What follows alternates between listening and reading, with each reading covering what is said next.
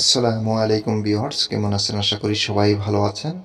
আপনাদের দোয়ায় আমিও খুবই ভালো আছি। তার জন্যই আমি আরেকটি কিতাব নিয়ে আপনাদের সামনে উপস্থিত হয়েছি।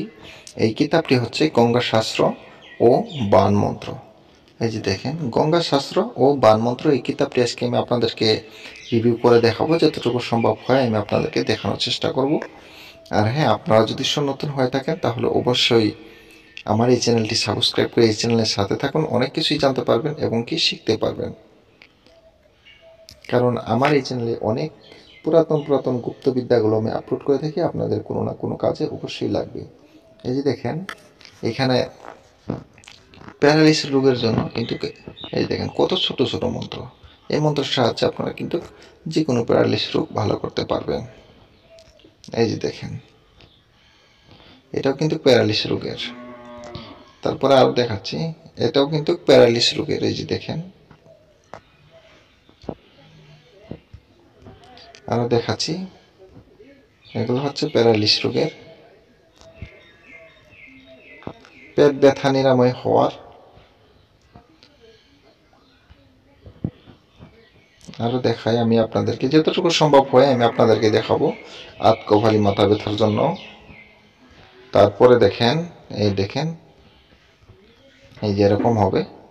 এই কিতাবগুলো যদি কোনো ভাইয়ের প্রয়োজন হয় তাহলে অবশ্যই আমার সাথে যোগাযোগ করতে পারেন।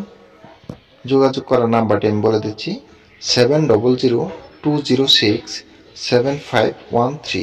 এই নাম্বারে যে কোনো ধরনের কবিরাজি কিতাব বা পিডিএফ ফাইল আমার কাছ থেকে আপনারা নিতে পারবেন। এই যে দেখেন, এখানে অনেক বাণমন্ত্র আছে। এই দেখেন, বশীকরণের জন্য আছে। সব ধরনের বিদ্যাই আছে এই কিতাবটিতে। আমি আপনাদেরকে দেখাচ্ছি। এই দেখেন, জাদু কাটার জন্য।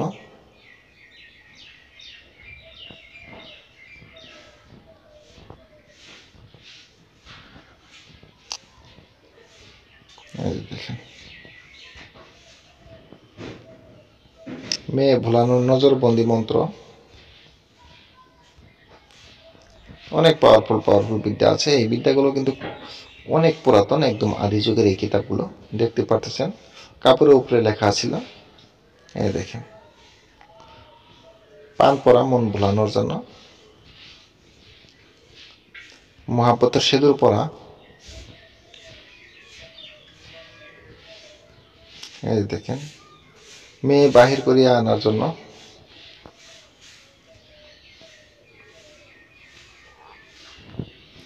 দেখেন, এগুলো মন্ত্র কিন্তু এখনকার কিতাবের মন্ত্রের সাথে মিলবে না। ঠিক আছে, আমি ভিডিওটা আর বেশি বড় করব না। আপনারা সবাই দোয়া করবেন আমার জন্য, আমি যাতে ভালো কিছু দিতে পারি, আপনাদের উপকারে আসে। সবাই ভালো থাকেন, সুস্থ থাকেন। খোদা হাফিজ। আবার দেখা হবে অন্য একটি ভিডিওতে, যাতে আপনাদের কাজে লাগে এমন বই আমি দেখানোর চেষ্টা করব। আল্লাহ হাফিজ।